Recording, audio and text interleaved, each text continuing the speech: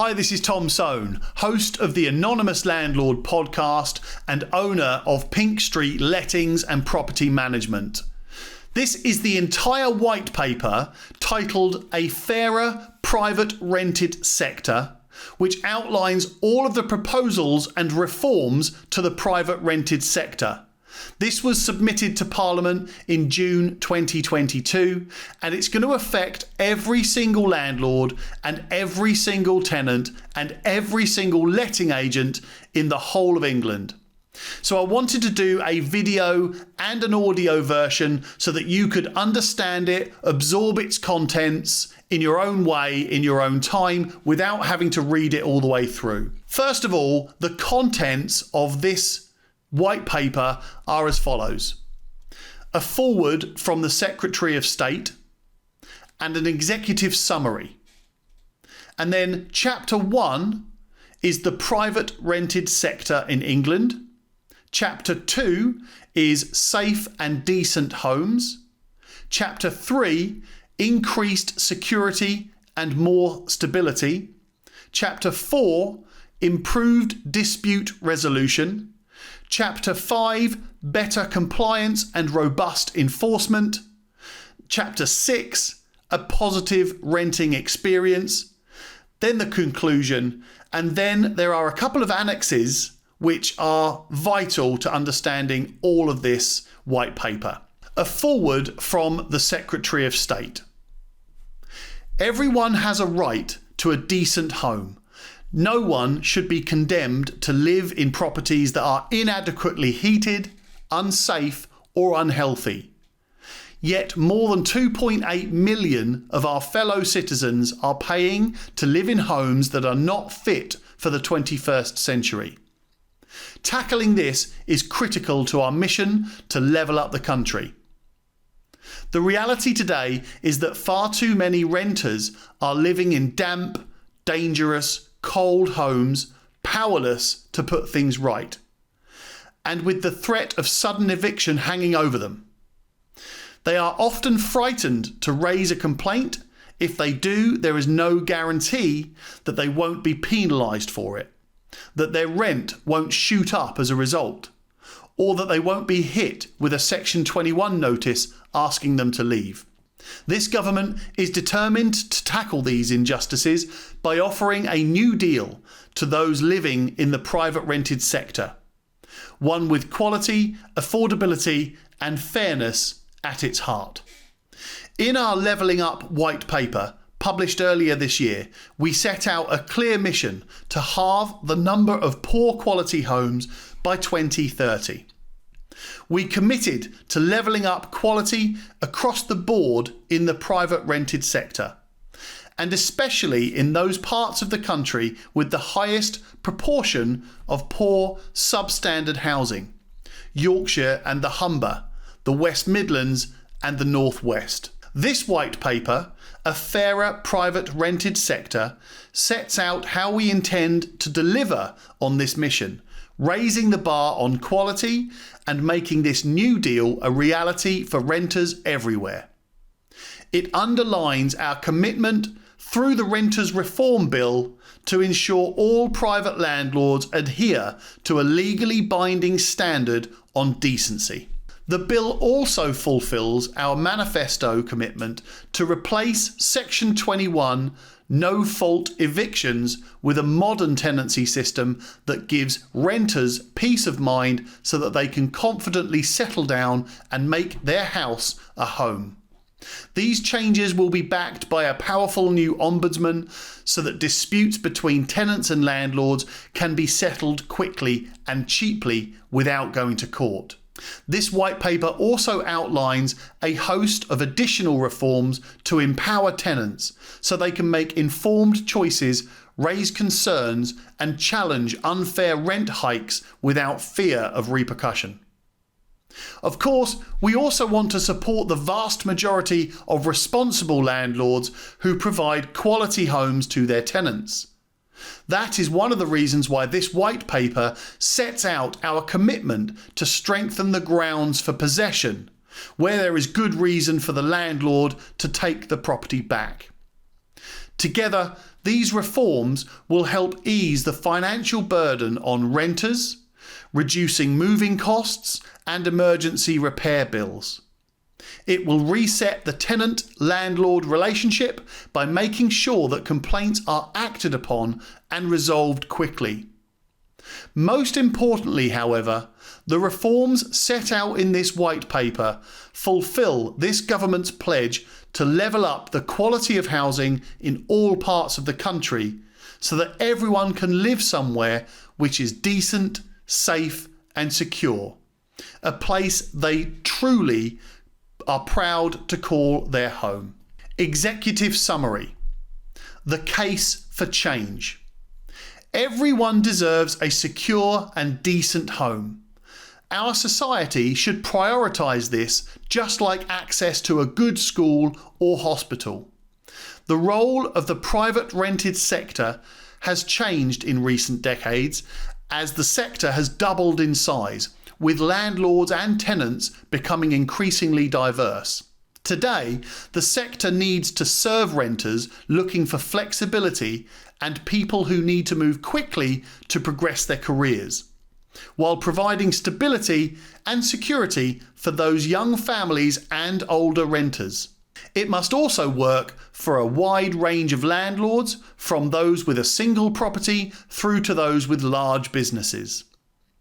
Most people want to buy their own home one day, and we're firmly committed to helping Generation Rent become Generation Buy. We must reduce financial insecurities that private renters progressing on the path to home ownership and, in the meantime, renters should have a positive housing experience. This white paper builds on the vision of the Levelling Up white paper and sets out our plans to fundamentally reform the private rented sector and level up housing quality.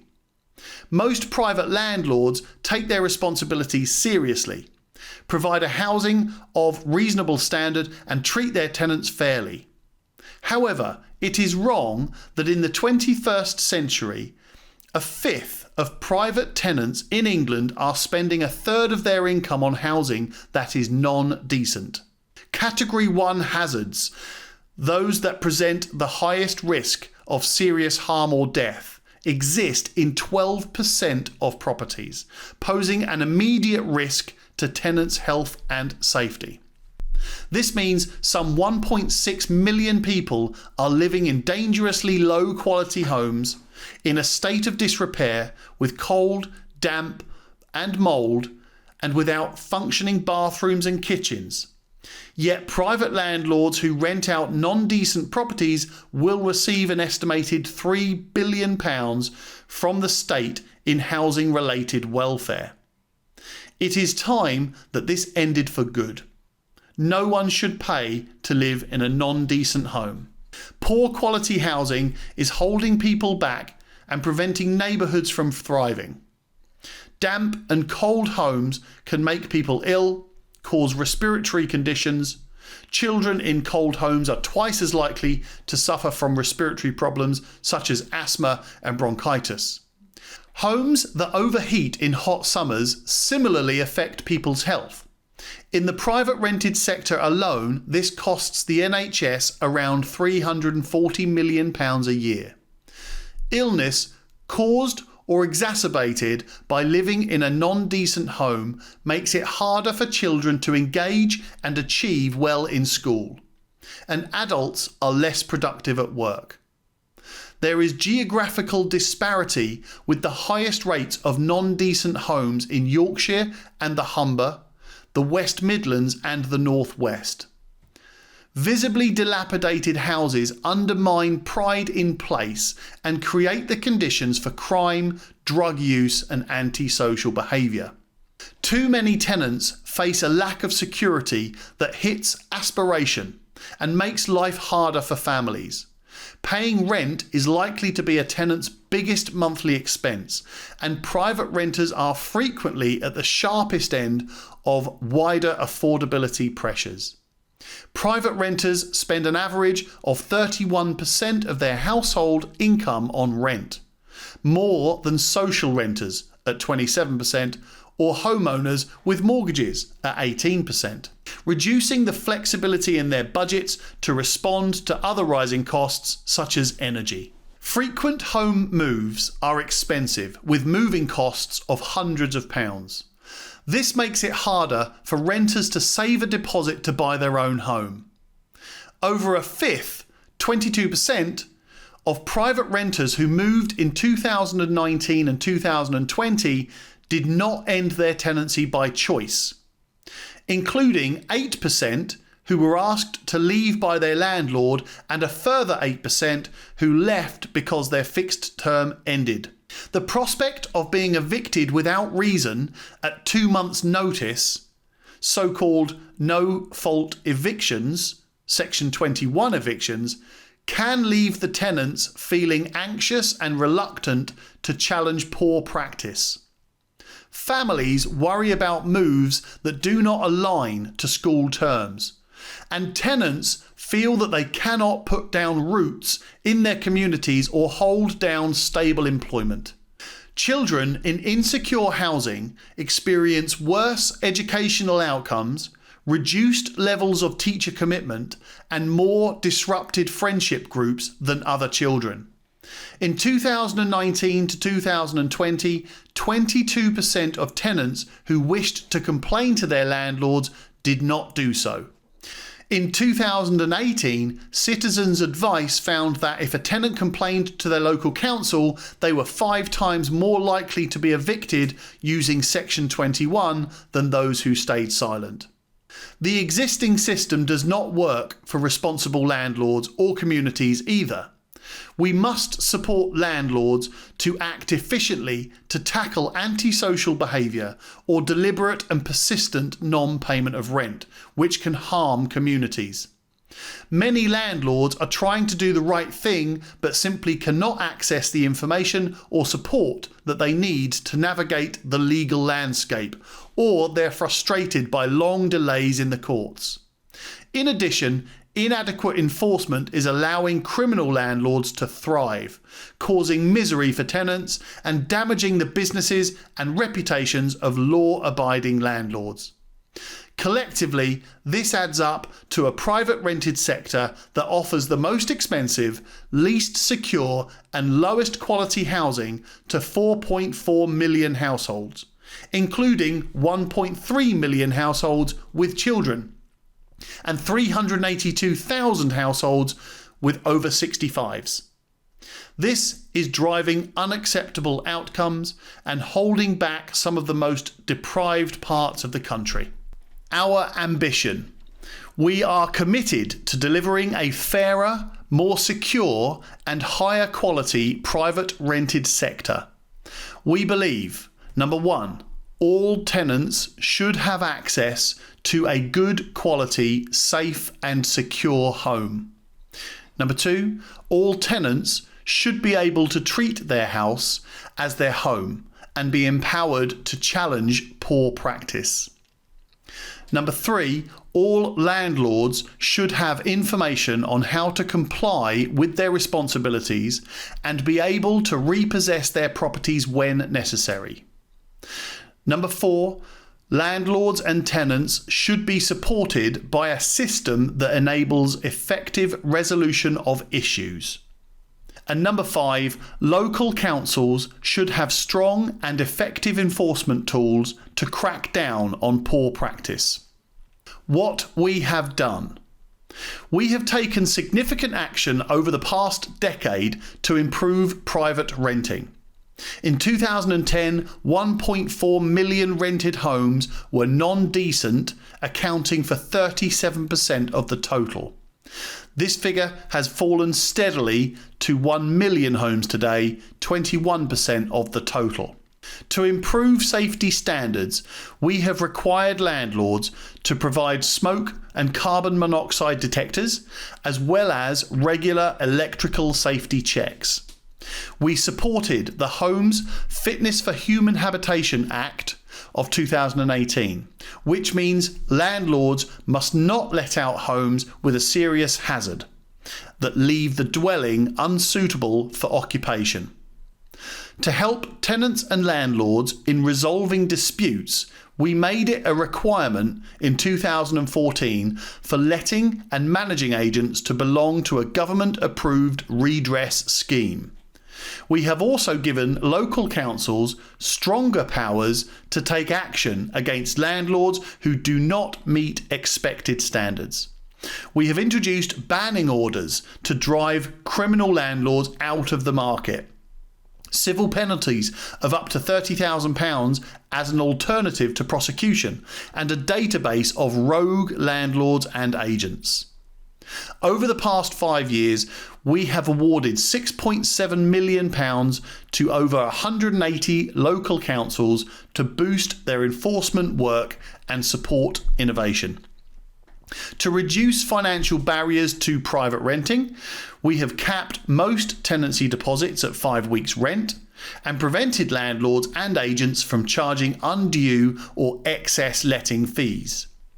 Between 2010 to 2011 and 2020 to 2021, the proportion of household income, including housing benefit, spent on rent by private renters reduced from 35% to 31%. We have taken additional steps to protect private tenants when exceptional circumstances required. During the coronavirus pandemic, our emergency measures helped tenants to remain in their homes by banning bailiff evictions, extending notice periods, and providing unprecedented financial aid. These measures worked. There was a reduction of over 40% in households owed a homelessness duty following the end of an assured short hold tenancy. In 2020 to 2021, compared with 2019 to 2020, and repossessions by county court bailiffs between January and March 2022 were down 55% compared to the same quarter in 2019. Our 12-point plan of action. While the government's action over recent years has driven improvements, we know there is more to be done. We are committed to robust and comprehensive changes to create a private rented sector that meets the needs of the diverse tenants and landlords who live and work within it. We have a 12-point plan of action. Number 1, we will deliver on our levelling up housing mission to halve the number of non-decent rented homes by 2030 and require privately rented homes to meet the decent homes standard for the first time. This will give our renters safer, better value homes and remove the blight of poor quality homes in local communities. Number 2, we will accelerate quality improvements in the areas that need it the most. We will run pilot schemes with a selection of local councils to explore different ways of enforcing standards and work with landlords to speed up adoption of the Decent Homes Standard. Number 3, we will deliver our manifesto commitment to abolish Section 21 no-fault evictions and deliver a simpler, more secure tenancy structure. A tenancy will only end if the tenant ends it or if the landlord has a valid ground for possession, empowering tenants to challenge poor practice and reducing costs associated with unexpected moves. Number 4, we will reform grounds for possession to make sure that landlords have effective means to gain possession of their properties when necessary. We will expedite landlords' ability to evict those who disrupt neighbourhoods through antisocial behaviour and introduce new grounds for persistent arrears and sale of the property. Number 5, we will only allow increases to rent once per year. End the use of rent review clauses and improve tenants' ability to challenge excessive rent increase through the first tier tribunal. To support people to maintain their costs and to remain in their homes. Number 6, we will strengthen the tenant's ability to hold their landlord to account and introduce a new single ombudsman that all private landlords must join. This will provide fair, impartial and binding resolution to many issues and be quicker, cheaper and less adversarial than the court system.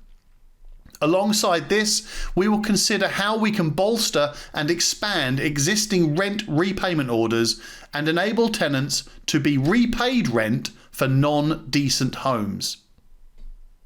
Number 7, we will work with the Ministry of Justice and Her Majesty's Courts and Tribunal Services to target areas where there are unacceptable delays in court proceedings.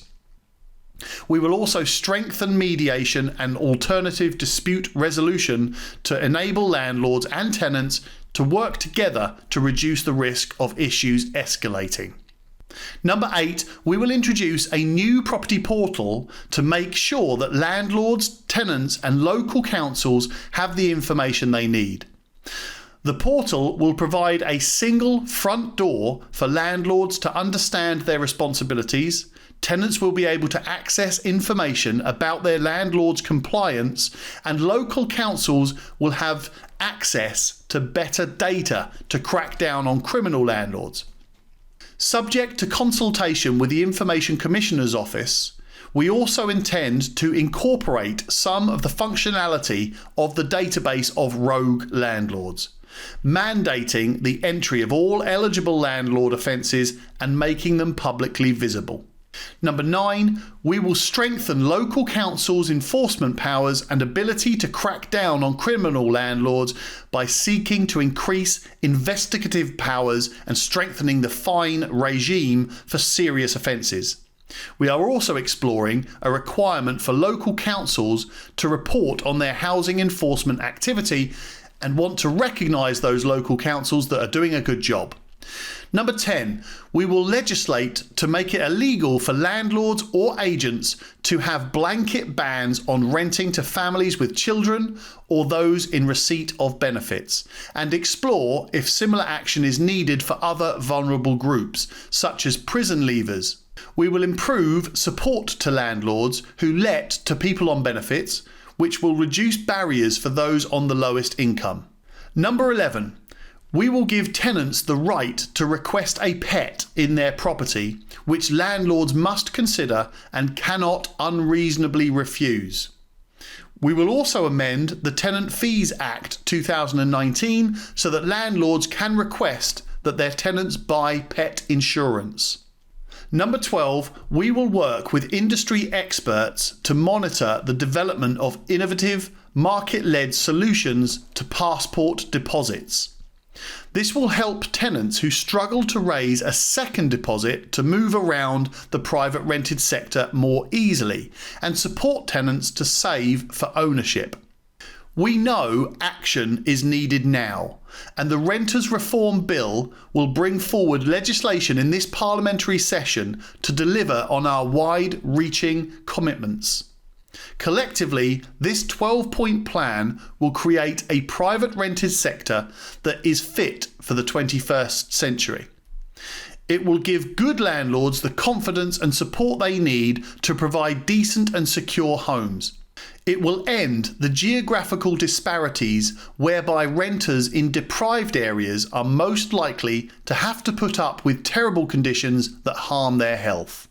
This 12-point plan will provide further support for tenants on their path to home ownership, in addition to government-backed schemes such as the First New Homes Programme, the New Help to Buy Equity Loan Scheme, Shared Ownership Scheme and Mortgage Guarantee Scheme. These schemes have already helped over 774,000 households to purchase a home. We are going further to support home ownership by examining reform of the mortgage market to boost access to finance for first-time buyers, extend the right to rent to housing association tenants, delivering on a long-standing commitment made by several governments, and removing home ownership disincentives in the welfare system. We will accelerate our progress on housing supply by working with communities to build the right homes in the right places across England. We continue to take on board recommendations from the recent National Audit Office review and Public Accounts Committee report to inform our ambitious and comprehensive reforms. We are also very grateful to the wide range of stakeholders, tenants, agents and landlords who have engaged with us, notably through a series of roundtables chaired by Eddie Hughes, Minister for Rough Sleeping and Housing. A summary of these discussions can be found annexed to this white paper, and we look forward to continuing work with stakeholders to deliver these necessary reforms.